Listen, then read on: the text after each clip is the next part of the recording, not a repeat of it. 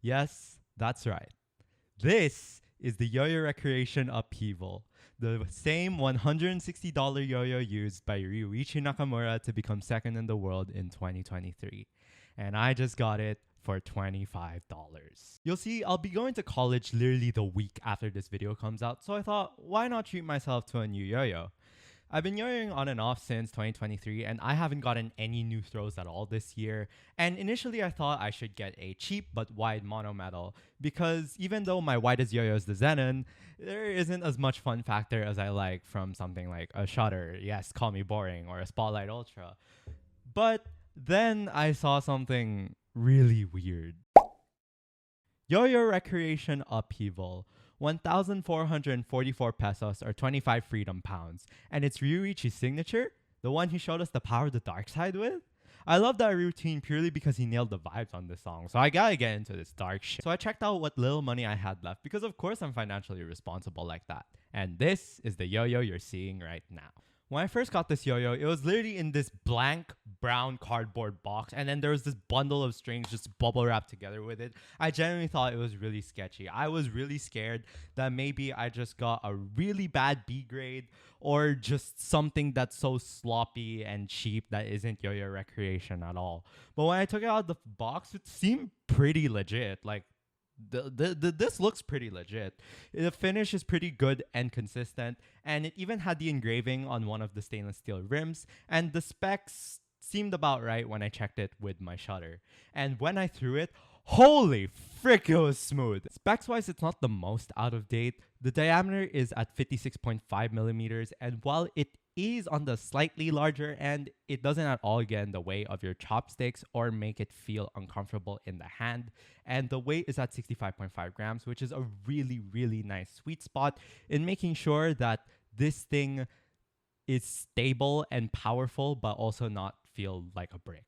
The width is at 45 millimeters, and while it's not uncatchable, obviously yo-yos these days, they're a lot wider. And I did struggle quite a lot trying to hit my usual tricks with this thing, but give it some concentration, you'll appreciate how much nicer a narrow yo-yo feels. The shape is your usual V shape, her, angular, her, drop near outlier phenom, slap near aesthetic. And this one looks pretty clean, and it's not uncomfortable at all when you catch it.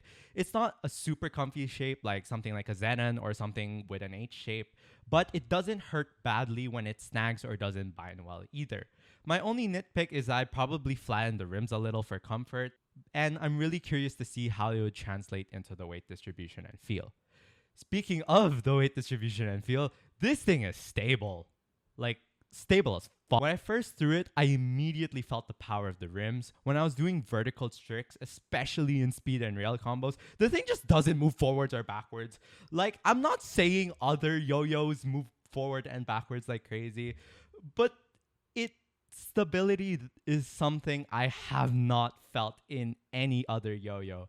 And I might have a skill issue, but this is not the first bimetal I've owned, and this is far from the first bimetal that I've tried. So I've had some experience, and trust me when I say this thing really is one of a kind. Even though you feel the rims keeping the yo-yo put, it doesn't mean it's hard to move. It's not a fast yo-yo, but it doesn't feel like a brick either.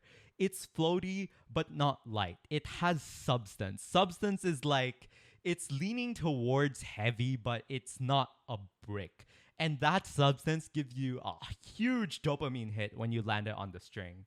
When I went horizontal, this thing just didn't tilt. Like, it literally just stayed like this. And while my horizontals are actually more like this, it's still like really didn't tilt at all, which is quite a surprise because usually you'd expect tilt resistance to come from the more wider yo-yos because the weight is all the way out here. But despite this thing being on the narrow side by today's standards, genuinely, I really had no trouble trying to feel if this thing was rocking back and forth or going vertical. And its pacing when it's horizontal is beautiful too. It's not super fast, but not slow to the point where you really have to concentrate.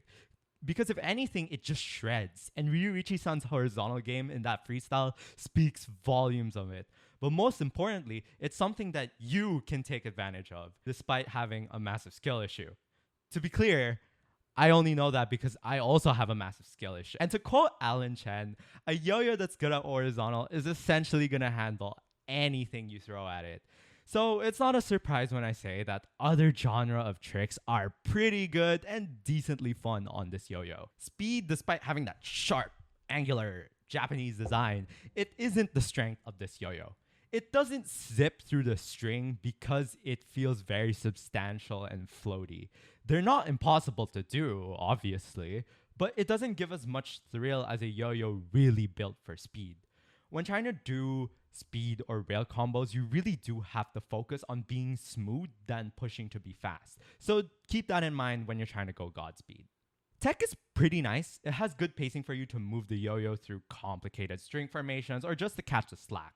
You do feel the heft of the yo-yo though, so it's not the most enjoyable either. I like tech tricks on the more floaty and lighter yo-yos, but the yo-yo itself isn't making tech tricks any harder for me. Chopsticks are really fun on this thing though. Hops are pretty difficult on this thing purely because of the width. And I might also have a skill issue. Body bangers are so fun on this thing. I think aside from zontals, body bangers really are the strength of the upheaval. The neck tricks / combos that I know are probably the most fun I've had using this yo-yo, and it's the most fun I've had landing them because of this yo-yo. Because of how the substance of this yo-yo turns into oomph as it's zipping around you. And every time you catch it, you just feel so much dopamine hit, given that you don't smack yourself in the face. I also landed my first ever neck laceration using this thing. Genuinely, just in general, body bangers are just the greatest on this yo-yo. Honestly, aside from the width, this thing is great. It just has the right amount of power to carry you through zontals, the maneuverability to make every type of trick feel good to hit, and makes body tricks so damn fun to do. It doesn't erase the fact that I have a skill issue though. And that's the review on the $25 upheaval. Honestly, I don't know how a Chinese seller got stocks of these and were able to sell it for an eighth of the price on Shopee. And if you guys have any idea of what kind of supply chain schemes there are with how Yoyorecreation stocks somehow end up on Shopee for paste cheap, I'd love to know and indulge you all in the comments. And this is my first video on yo-yos, so I'd really appreciate your support by liking and subscribing. I really want to yap about yo-yos a lot more because it really was fun talking about this yo-yo. Just the wild fact that I got this for an eighth of the price. And I'd love to hear what you guys think of my style of reviewing and what other yo-yos you want me to talk about next. So that's the review. Thank you all so much for watching, and I hope to see you all soon. Bye! 안녕!